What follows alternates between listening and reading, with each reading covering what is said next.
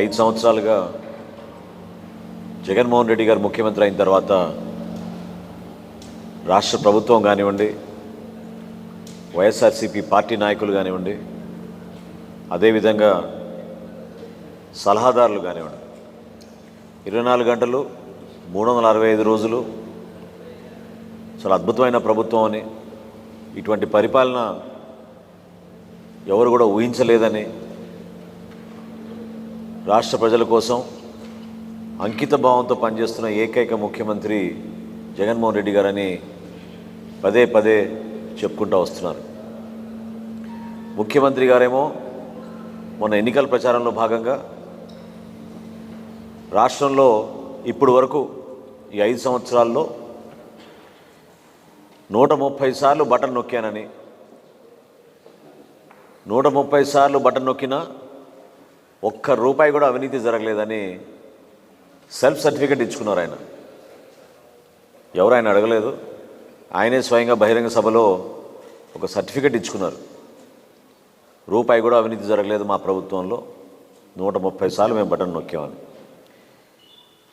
ఇది ఎంత అవాస్తవమో, ఎంత సత్యదూరమో చిన్న పిల్లవాడిని అడిగినా కూడా రాష్ట్రంలో సామాన్యుడు పడుతున్న ఇబ్బందుల గురించి, ప్రతి రంగంలో కూడా వాళ్ళు పడుతున్న కష్టాలు, అవినీతితోటి ఎంత ఇబ్బంది పడ్డారో ప్రతి ఒక్కరు కూడా వివరించుకుంటూనే వస్తూ ఉన్నారు. పత్రికల్లో పుంఖానుపుంఖాలుగా ప్రతిరోజు మీరందరూ జర్నలిస్టుగా మీరు చేస్తున్న డ్యూటీ ప్రజలకి తెలిసే విధంగా మీరు ఒక ప్రయత్నం చేస్తూనే వచ్చారు. ప్రతిపక్ష పార్టీలుగా జనసేన పార్టీ మేము కొన్ని శాఖలు జరుగుతున్న అవినీతి గురించి ఆధారాలతో సహా అనేక సందర్భాల్లో పత్రికా విలేకరుల సమావేశం ఏర్పాటు చేసి మేము ప్రజల ముందుకు పెట్టాం వివరాలు. ఈ రోజున ముఖ్యమంత్రి గారు చెప్పిన మాటలు చూసి ఆశ్చర్యపోయి, గతంలోనే మేము చెప్పాం, అనేక అంశాలపైన చాలా లోతుగా విశ్లేషించి సమాచారం సేకరించి జనసేన పార్టీ ఒక ప్రయత్నం, ఈ ప్రభుత్వంలో పనితీరు మారుతుందని, ముఖ్యమంత్రి ఆలోచన విధానంలో ఒక మార్పు వస్తుందని, అంతిమంగా రాష్ట్ర ప్రజలకి మేలు జరుగుతుందని ఒక ప్రయత్నం మేము చేస్తూనే వచ్చాం. కానీ వాళ్ళు స్పందించే విధానం కేవలం వ్యక్తిగతంగా మాపైన దాడులు చేయడం, విమర్శించడం, దానికి పరిమితం అయ్యారు తప్ప వాస్తవాలకి దూరంగా లేదు. ఈరోజు ముఖ్యమంత్రి గారు చెప్పిన ఈ మాటకి, ఒక రూపాయి కూడా అవినీతి జరగలేదనే మాటకి కొన్ని ఆశ్చర్యకరమైన విషయాలు రాష్ట్ర ప్రజలకి మీ అందరి ద్వారా తెలుపుతున్నాం. అవినీతి నిరోధక శాఖ రాష్ట్రంలో జగన్మోహన్ రెడ్డి గారు ముఖ్యమంత్రి అయిన తర్వాత 14400 అనే ఫోన్ నంబర్ ఏర్పాటు చేశారు. ఎక్కడైనా ప్రభుత్వ శాఖలో ఎక్కడైనా అవినీతి జరుగుతూ ఉంటే ప్రభుత్వంలో ఉన్న అధికారుల పైన, యంత్రాంగం పైన మీరు కంప్లైంట్స్ నమోదు చేయొచ్చు, దానిపైన యాక్షన్ తీసుకుంటామని ముఖ్యమంత్రి గారే స్వయంగా అది కూడా బటన్ నొక్కారు. 14400లో ఈ 4 సంవత్సరాల్లో వచ్చిన కంప్లైంట్లు 8,03,612. 8,03,612 కంప్లైంట్ వచ్చినాయి. ఇంకా ఆశ్చర్యకరమైన విషయం ఏంటంటే, నిజంగానే మనం ఎంతో ఆందోళనతో రాష్ట్ర ప్రజలు ఈ వివరాలు తెలుసుకోవాలి. మంత్రులపైన, వారి పేషీలపైన వచ్చిన కంప్లైంట్లు 2,16,803.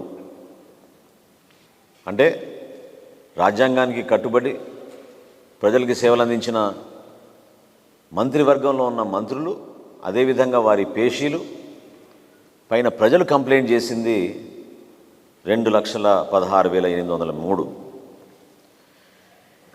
ఇంకా వైఎస్ఆర్సీపీ నాయకులు, పార్టీ శాసనసభ్యులు, శాసన మండలి సభ్యులు, అనేక మంది పెద్దలపైన ఇదే నంబర్కి వచ్చిన కంప్లైంట్లు 4,39,679. అంటే ఒకసారి గమనించాలి ప్రజలు కూడా, ఇంత దౌర్జన్యంగా బెదిరించి మామూలు ఫోన్ చేసి లేకపోతే వాట్సాప్ మెసేజ్లు పెట్టి మాకు రేషన్ కార్డు అందలేదనో లేకపోతే మా పెన్షన్ తీసేసారంటేనే ఈ వాలంటీర్ వ్యవస్థ ద్వారా ఇంటింటికి వెళ్ళి బెదిరిస్తున్నారు. అటువంటి పరిస్థితుల్లో కూడా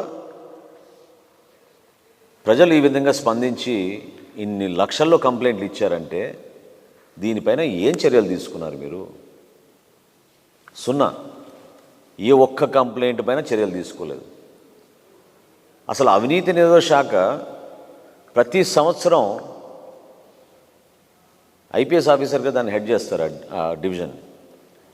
ప్రతి సంవత్సరం ఒక ప్రెస్ కాన్ఫరెన్స్ ఏర్పాటు చేసి ఇన్ని కంప్లైంట్లు వచ్చినాయి, దీన్ని ఈ విధంగా మేము రిజాల్వ్ చేసాం, ఇంతమంది సస్పెండ్ చేసాం, ఇంతమంది డ్యూటీని తీసేసాం, వీళ్ళపైన చట్టపరమైన చర్యలు తీసుకున్నాం అనే వివరణ ఇవ్వాలి.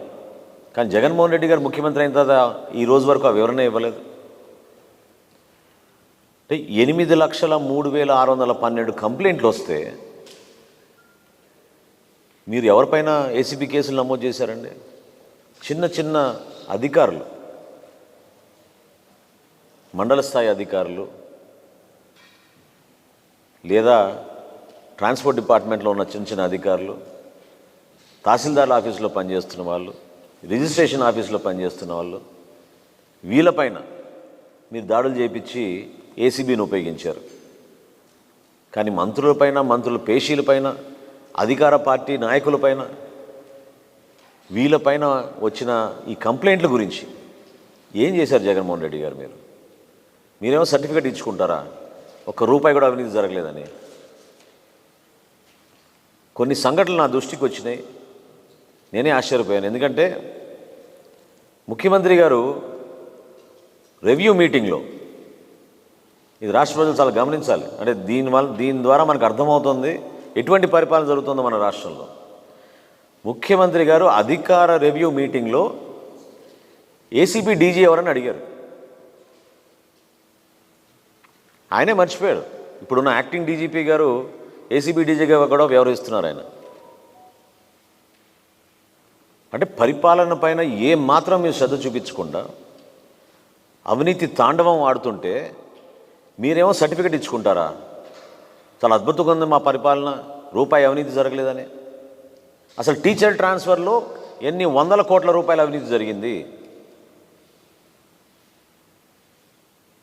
ఇంకా ఆశ్చర్యకరమైన సంఘటన ఏంటంటే ఒక మంత్రి గారు ఒక సీనియర్ ఐఏఎస్ అధికారిని పిలిపించి ఒత్తిడి చేసి ఫైల్ సంతకం చేయమంటే చేయకపోతే 100 కోట్ల రూపాయల అవినీతిలో పాల్పడమని అధికారి పైన ఒత్తిడి తీసుకొచ్చారు. పేర్లు చెప్తే బాగుండదు. స్వయంగా మంత్రే ఒక ఐఏఎస్ అధికారి పైన 100 కోట్ల రూపాయల ఆఫర్ ఇచ్చారు. 15-20 రోజుల క్రితం ఒక ఎగ్జిక్యూటివ్ ఇంజనీర్ ట్రాన్స్ఫర్, ఈ ట్రాన్స్ఫర్లో మంత్రి గారు ముందు 10 లక్షల రూపాయలు తీసుకున్నారు. ట్రాన్స్ఫర్ చేయకపోగా మళ్ళీ ఆ అధికారి పాపం పోయి డబ్బులు కూడా ఇచ్చా కదండి, మరి ఎందుకు ట్రాన్స్ఫర్ చేయలేదు మా ఊరికంటే, చాలా పై స్థాయి నుంచి నాకు ఒత్తిడి వచ్చింది అందుకని చేయలేకపోయాని అబద్ధం చెప్పి ఇంకో అధికారి దగ్గర 15 లక్షలు తీసుకుని ట్రాన్స్ఫర్ చేశారు. ఈ వాస్తవాలు కాదా జగన్మోహన్ రెడ్డి గారు? మీ దగ్గర ఉన్న అధికార యంత్రాంగం మీకు ఈ సమాచారం అందించదా? అసలు ఈ రాష్ట్రానికి పోలీస్ అధిపతి డీజీపీగా వ్యవహరిస్తున్న వ్యక్తి, యాక్టింగ్ డీజీపీగా, ఆయనే ఏసీబీ డీజీగా ఉన్నప్పుడు ఎందుకు దీనిపైన శ్రద్ధ చూపించలేదు? ఎందుకు దీనిపైన చర్యలు తీసుకోలేదు? అనేక సందర్భాల్లో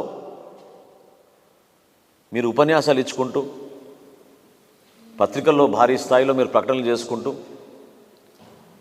పదే పదే గోబెల్స్ ప్రచారం ద్వారా ప్రజల్ని మోసం చేయాలని ఒక ప్రయత్నం మీరు చేశారు.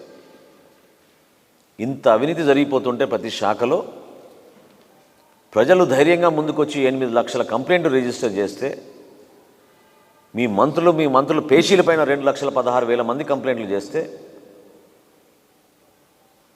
మీ ఎమ్మెల్యేలు ఎమ్మెల్సీలపైన అధికార పార్టీ నాయకులపైన 4,39,000 మంది కంప్లైంట్లు చేస్తే ఏం చర్యలు తీసుకున్నారు దీనిపైన?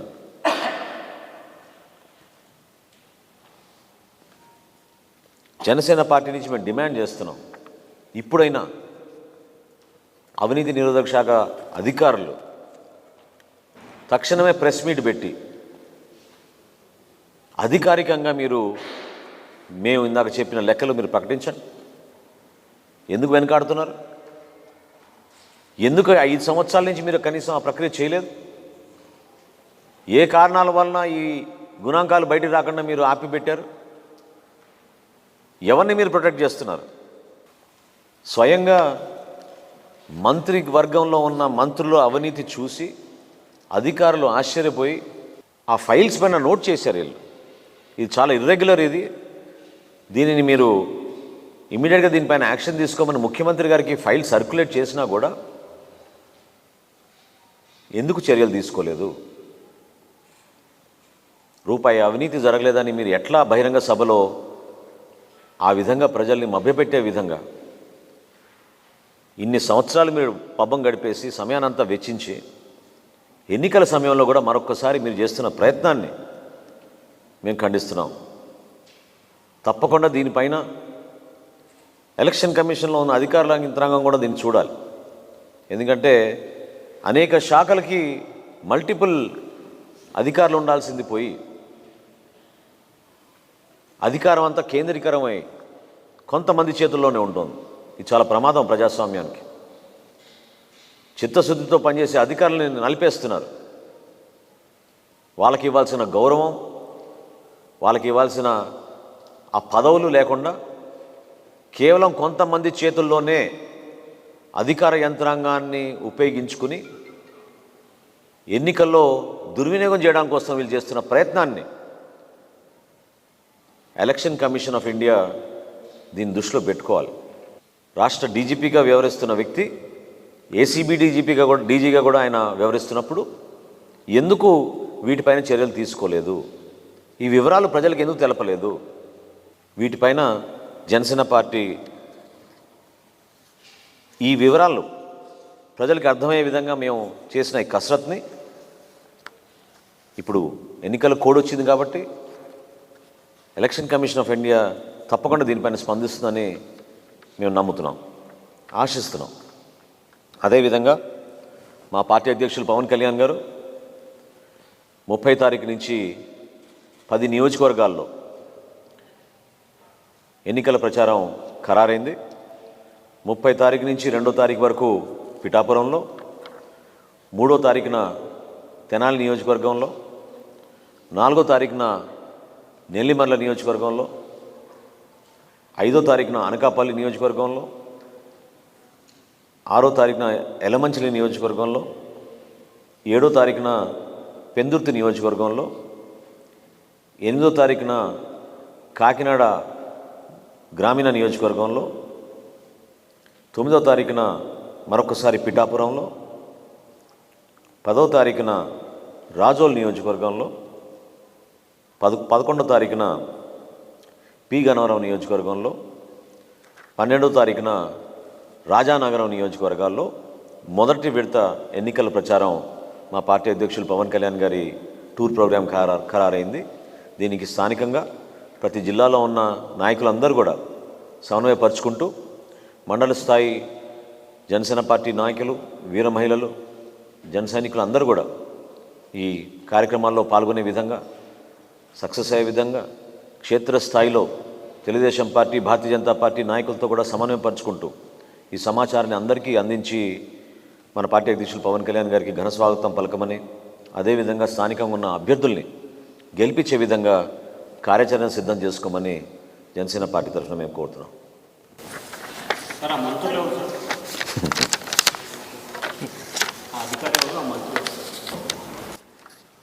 మీరు నోట్ ఫైల్ చూస్తే దాంట్లో ఉంటుంది చాలా క్లియర్గా. అది ఏ శాఖనో మీ అందరికీ తెలుసు. ఆ శాఖ మార్చులు ఎందుకు ఆ విధంగా వ్యవహరించారో, ఎందుకు ఐఏఎస్ అధికారి పైన ఆ ఒత్తిడి తీసుకొచ్చారో, అంత పెద్ద మొత్తం ఎందుకు ఆఫర్ చేశారో చెప్పాలి.